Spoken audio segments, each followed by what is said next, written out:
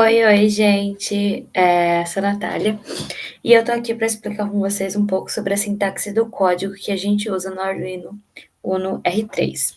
Bom, basicamente a gente usa a linguagem C++, que ela é derivada do C, como muitas outras linguagens, tipo Java, PHP, se eu não me engano, não é tão derivado de C, mas ele tem alguns pontos. Mas aqui a gente está usando a C++. Não é bem assim C++ puro que a gente usa no Arduino, tá? Mas no geral, uma linguagem bem próxima do que vocês vão fazer é a C++. Para quem já sabe, super bom, mas para quem ainda não viu, vou tentar dar uma explicadinha melhor para vocês. Mas assim, sempre qualquer tipo de dúvidas podem ter contato com qualquer um dos membros que a gente consegue explicar para vocês, acredito eu. Mas, bom, basicamente eu acredito que vocês estão vendo Python, né? Vou pegar, passar uma régua assim e vou pensar como se vocês só tivessem visto Python. Estão ainda em Prog 1. E C++ é uma linguagem bem diferente de Python. Ela é uma linguagem, como eu já falei, que ela é tipada, é fortemente tipada, diferente de Python, que é uma linguagem fracamente tipada. O que isso quer dizer? Bom, basicamente quer dizer que é, tudo que você usa dentro do C, ele tem que ter sido mostrado um tipo antes, declarado um tipo para todas as variáveis, para todas as saídas de funções e etc. Como a gente está trabalhando com vídeos gravados, eu não consigo saber certinho de vocês o que vocês já viram de Python, mas eu vou dar uma passada bem geral e tentar sempre fazer umas analogias com o que vocês já viram ou o que vocês provavelmente ainda vão ver com o decorrer do semestre. Bom, basicamente a gente tem alguns pontos muito bons para ser levantados sobre C++, que são variáveis e constantes. É algo bem diferente do C, me desculpa, algo bem diferente do Python, e as variáveis no C++, mas elas são fortemente tipadas, né? É uma linguagem fortemente tipada, as variáveis elas são fortemente tipadas. E o que isso quer dizer? Basicamente, você tem uma variável que ela armazena um valor inteiro. No decorrer do código em Python, você pode colocar qualquer tipo de variável dentro dessa sua variável, qualquer tipo de valor. Pode ser uma string, você pode jogar um double, você pode jogar um valor com ponto flutuante, qualquer tipo de valor, qualquer tipo de informação dentro dessa variável. No C++, não. No C++, se você coloca aqui uma variável no começo do seu código, ou em qualquer lugar do código, mas no geral, o bom senso, assim, é sempre declarar as variáveis no começo do código, você acaba só podendo usar aquela variável para isso. Você está dizendo para o programa, olha, essa variável, ela serve para guardar um tipo de número, um tipo de valor inteiro, por exemplo, 1, 2, 3, e assim por diante.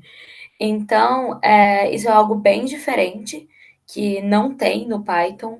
É bem estranho quando você, pelo menos eu fui de linguagens base C para Python e depois voltei para as linguagens base C na faculdade, né?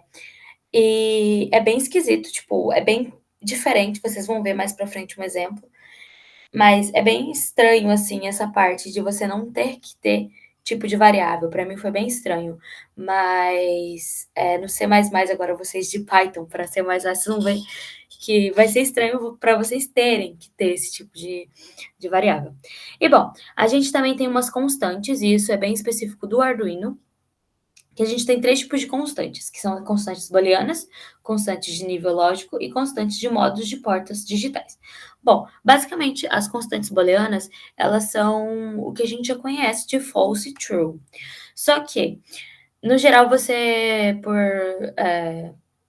costume, né, conveniência, a gente diz que false é igual a zero. Tudo, se você vai fazer, por exemplo, uma comparação, você considera zero false. E daí já considera o true um. Se é zero é false, se é um é true. Só que isso no Arduino não é certo, tá? Você falar que true é só um, não é correto. True, ele é diferente de zero, ele pode ser qualquer valor diferente de zero. Então, caso você vai fazer uma comparação em que a saída de uma porta, você precisa saber quando ela é true, não usa ser igual a um, porque isso vai estar errado, você vai estar excluindo vários várias situações em que seria true, mas não tá vindo um, tá vindo, sei lá, dois, ou 300, algo nesse sentido, tá? Constantes de nível lógico, elas basicamente são constantes que dizem que elas especificam faixas de tensão. No Arduino Uno R3, a gente usa faixa de tensão de 0 a 5, né? Já explicamos isso. E basicamente é high e low, tipo em inglês mesmo, em lowercase. É high, lowercase não, uppercase. É high e low. E essas são constantes. Então, sempre que quando a gente for programar um pouco, vou mostrar para vocês mais para frente, a gente sempre coloca essas variáveis, tá? Essas constantes. E as constantes de modos de portas digitais, elas são 3 tipos. Tem as constantes, o input, que é de entrada. Você basicamente está falando o que esse pino vai ser. Se esse pino vai mandar informações do Arduino para os componentes, ou se ele vai estar recebendo informações do componente para dentro do Arduino.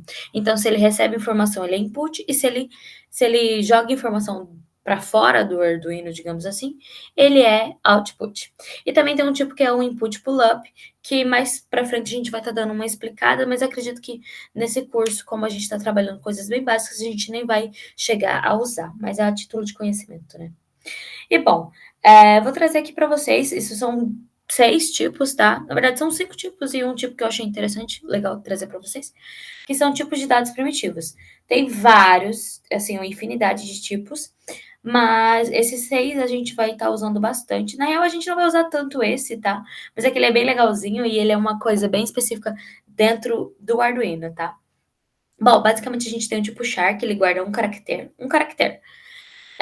Ele ocupa 1 byte, ou seja, 8 bits, e a gente consegue guardar uma string dentro de char. No C++, a gente tem uma diferença entre aspas simples e aspas duplas. Aspas simples são designadas para um caractere, e aspas duplas é como se você juntasse tudo e virasse um só caractere. Então, posteriormente, no código, você não consegue mexer, tá? Não é igual a string do Python. Aí a gente tem o tipo int, que ele basicamente guarda valores inteiros. Ele é de 2 bytes, ou seja, 16 bits. E esses 3 tipos aqui, o int, o float e o double, no geral eles guardam valores tipo numéricos. A única diferença é que o tamanho que eles conseguem guardar, o tamanho desse valor, e o float e o double, eles também guardam valores de ponto flutuante, ou seja, não só valores inteiros. Bom, isso é uma coisa bem interessante de linguagens que são fortemente tipadas, é que você, antes de só sair codando feliz, você tem que pensar muito, tipo, projetar muito o seu sistema. Então, você tem que estar sempre pensando, essa variável, por exemplo, uma variável de número, eu vou precisar colocar que valores dentro dessa variável. Então, você já tem que pensar antes de começar a codar, que tipo de valor pode ser que seu usuário vá colocar. Porque se você tem uma variável int e seu usuário foi lá e colocou 1.5, você já vai estar com o sistema, já vai dar ruim, sabe? Porque como é uma linguagem fortemente tipada, ela não vai aceitar que você, dentro de uma variável inteira, você joga um valor com um valor numérico de ponto flutuante. Então, antes, a gente tem que estar sempre pensando nessas questões. Então, basicamente, o float, ele também guarda valores numéricos, e ele ocupa 4 bytes, é um pouco maior, 32 bits, e o double é o dobro do float. Ele armazena 8 bytes, ou seja, 64 bits. A precisão do float é de 6 a 7 números, e a precisão do double é de 13 a 14 números. Bom, vou pular aqui esse wide char, depois a gente vai comentar. E a gente tem o tipo bool, que é o que a gente já sabe de Python, né? No Python a gente até tem, quase como se fosse um tipo, que é false e true. Ele assume esses 2 valores. Essa wide char é bem interessante, algo que tem só dentro do Arduino, não tem no C++ puro, que ela basicamente guarda caracteres grandes, é wide, né? Caracteres grandes dentro dela. Bom, aqui a gente tem essa imagem e tá bem ruim a, a resolução dela para mim, então para vocês provavelmente não vão estar conseguindo ver, mas aqui tem um link aqui embaixo que também vai estar dentro de um arquivo que a gente tem com vários materiais para vocês. É bem interessante, é um lugar que você pode olhar rapidinho e tirar várias dúvidas que podem surgir ao decorrer do curso. Bom, agora, isso foi algo que fizeram com a gente quando eu fui veterana, ou quando eu fui caloura, tem um tempinho. A gente repetiu isso também no curso do ano passado, com os calouros do ano passado, e agora com vocês, que foi bem interessante, que é essa mudança, né, de Python para C++, porque são linguagens muito diferentes. Aqui nesse exemplo especificamente, como a gente quis trazer algo mais simples, a gente não fica tão evidente diferenças em questão de qual é melhor, qual trabalha melhor com diversos, diversas vertentes. Por exemplo, no Python é muito mais simples você trabalhar com vetor, mas eu, por exemplo, prefiro muito mais como o C++ trabalha. Porém, é uma grande bagunça o C++. É algo assim que vocês vão olhar, provavelmente vão ficar tipo, isso é completamente desnecessário, porque no Python é muito mais simples. Mas para quem prefere linguagens fortemente tipadas ou linguagens base C, é muito mais intuitivo. Para mim, por exemplo, é muito mais intuitivo a maneira como C++ trabalha com vetores, for, laços e etc., do que com o Python. Porém, Python é vida, é muito mais simples, resolve muito problema que do nada aparece em C++ que você não sabe resolver. Mas vamos para de fato que há. Aqui tem um códigozinho, eu vou explicar no geral, assim, acho que vocês já devem ter entendido que é bem simples. Eu, basicamente, tem uma variável, ela recebe um valor, e eu comparo que se dentro dessa variável tem esse valor. E eu, convenientemente, coloquei esse valor. Então, ele vai já entrar no meu primeiro if, ele não chega a ir no else.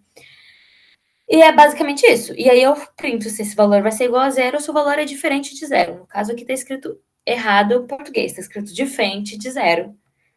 Mas seria diferente de zero. Acabei de perceber isso, a gente já usou esse slide ano passado. Mas enfim. Então, basicamente, aqui você consegue ver umas diferenças. Por exemplo, no Python a gente vai, coloca que essa variável recebe zero, beleza. Compara esse valor, né, aqui no if, se o valor o conteúdo dessa variável não foi igual a zero, ele entra e printa valor igual a zero, se não, ele printa valor diferente de zero. Agora, no C++, a gente primeiro tem que declarar essa variável, né, atribuir um tipo a ela. Nesse caso aqui, eu coloquei um tipo inteiro. Agora, vocês vão ver isso um pouco mais para frente, mas quando você atribui, por exemplo, um tipo double para uma variável que vai guardar um número inteiro, e você faz uma comparação, existem vários probleminhas que podem aparecer por aí por conta de somadores. Mas enfim, vocês não precisam se preocupar com isso agora. Coloquei aqui a variável inteira, então não vai dar problema nenhum. Essa variável embaixo ela recebe zero, e depois ali normal, tô comparando, printando se o valor for igual a zero, o que ele vai fazer, porque eu convenientemente coloquei zero dentro da variável. Caso não, ele printa que o valor vai ser diferente de zero. Bom, diferenças óbvias. A gente tem ponto e vírgula no final de toda linha, o que no C++ delimita o que é final de linha é ponto e vírgula. No Python, a gente delimita bloco de código por indentação, vocês estão vendo aqui dentro, tudo que está, digamos, um tab da linha de cima está dentro desse bloco. Se eu tivesse várias outras linhas, elas tinham que estar na mesma indentação desse print, o que para mim está dizendo que ele está dentro desse if. A mesma coisa no else. No C++, e em várias outras linguagens, tipo Java, C, CSS, HTML também, se eu não me engano, o que delimita isso são chaves. Basicamente, o que diz para mim o que está dentro ou não de um bloco é abre e fecha chaves. E daí vai de pessoa para pessoa, tem gente que coloca essas chaves aqui embaixo, e aí fica certinho o bloco delimitado. Eu, particularmente, como eu fiz esse código, eu coloquei na frente, que é a maneira como eu aprendi, a maneira como eu faço desde sempre. E o que está delimitando esse código aqui, por exemplo, o bloco do if, o que vai rodar quando ele entrar dentro desse if, é essas chaves. Ele roda esse printf, certo? Se eu quisesse colocar esse printf aqui na frente, tivesse mais 1000 linhas, todas, né, obviamente, delimitadas por ponto e vírgula, que é o que realmente diz o que é fim de linha dentro do C++ para o compilador. Eu poderia colocar, tipo, tudo aqui na frente, sabe? Por, assim, Bom senso, a gente não faz isso, a gente faz até com a indentação bonitinha, porque fica mais fácil de ler.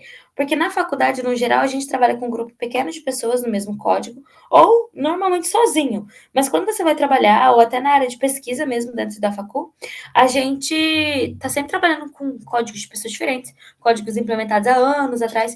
Então, tipo assim, você ter sempre bom senso na maneira como você vai projetar esteticamente o seu código é bem importante. Bom, acredito que por enquanto é isso que eu tenho para passar para vocês sobre sintaxe de código. Mais para frente a gente vai fazer vários exemplos, várias simulações, onde a gente vai codar para cada um dos exemplos em C++, e acredito que vocês vão começar a simular melhor daqui para frente. Porém, por enquanto é isso. Tchau, tchau, gente. Até a próxima aula.